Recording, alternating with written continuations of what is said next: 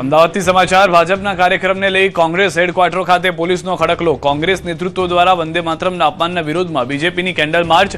BJP યુવા મોરચા દ્વારા અમદાવાદમાં કેન્ડલ માર્ચનું આયોજન। પાલડી 4 રસ્તાથી કોંગ્રેસ કાર્યાલય સુધીનું કેન્ડલ માર્ચનું આયોજન। અમદાવાદ શહેર બીજેપી અને યુવા મોરચાના હોદ્દેદારો પદાધિકારીઓ જોડાશે કેન્ડલ માર્ચમાં। બીજેપીની કોંગ્રેસ કાર્યાલય નજીક કેન્ડલ માર્ચને લઈને કોંગ્રેસ કાર્યાલય બહાર પોલીસ બંદોબસ્ત ગોઠવાયો। કોંગ્રેસ કાર્યાલય તરફ જતા રોડ પર બેરિકેડિંગ કરી રોડ બંધ કરાયો। કોંગ્રેસ કાર્યાલય બહાર ઉચ્ચ પોલીસ અધિકારીઓ સહિત મોટી સંખ્યામાં પોલીસ બંદોબસ્ત ગોઠવાયો। લાઈવ દ્રશ્યો પણ આપ જોઈ રહ્યા છો। કોંગ્રેસ કાર્યાલય સુધી કોઈ પણ ન પહોંચી શકે તે માટેનો પ્રયાસ પોલીસ તરફથી કરવામાં આવી રહ્યો છે, જેથી આવનાર સમયની અંદર ઘર્ષણ પણ ટાળી શકાય। હાલમાં મોટી સંખ્યામાં લોકો જે છે તે પહોંચી ગયા છે। લાઈવ દ્રશ્યો અમે આપને બતાવી રહ્યા છે। બેરિકેડિંગ મૂકવામાં આવ્યું છે, પોલીસને સમજાવટ ચાલી રહી છે, લોકોને રોકવાનો પ્રયાસ થઈ રહ્યો છે। જે ભાજપના કાર્યકર્તાઓ, જે ભાજપના યુવા નેતાઓ છે, તેઓ આ વિરોધ પ્રદર્શનમાં હાલમાં જોડાયા હોવાની જાણકારી છે।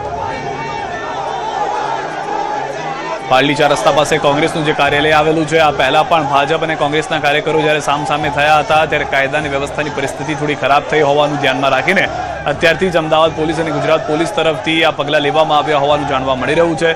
પ્રયાસ પૂરેપૂરા કરવામાં આવશે, જેથી આ ભાજપના કાર્યકર્તાઓ, યુવા નેતાઓને સમજાવી અને પાછળ મોકલવામાં આવે। હાલમાં ભાજપ નેતાઓ અને જે કાર્યકર્તાઓ આવ્યા છે તેઓ કોંગ્રેસ કાર્યાલય સુધી પહોંચવાના પ્રયાસ કરી રહ્યા છે।